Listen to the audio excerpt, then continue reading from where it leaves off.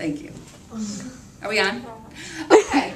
In this video, we're going to talk about the vocabulary for exponential notation. And exponential notation is just a fancy word for exponents. Okay, so exponential notation is the repeated multiplication. The base, because it's all about the base, or I'm all about the base, no trouble. The base is the number being multiplied repeatedly. That's the base. Okay? The exponent, and the exponent tells you how many times to write the base as a factor. So we have an example here that says 2 to the third power, or 2 cubed. We're going to talk about how you say that in just one moment. And you would write this as 2 times 2 times 2, children. The base is 2, and because the exponent was 3, we wrote the 2 3 times.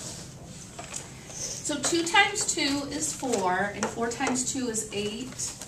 So 8 is the value of 2 to the third power.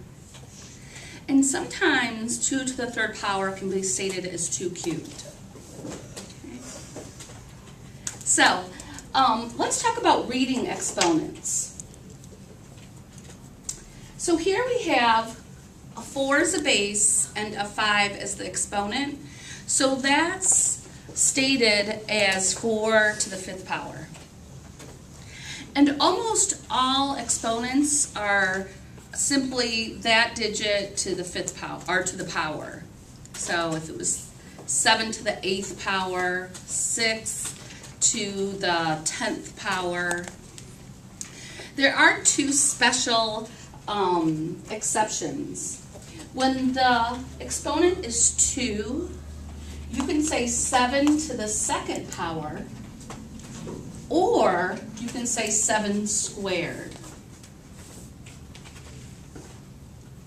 So when the exponent is 2, you can use to the 2nd power or squared.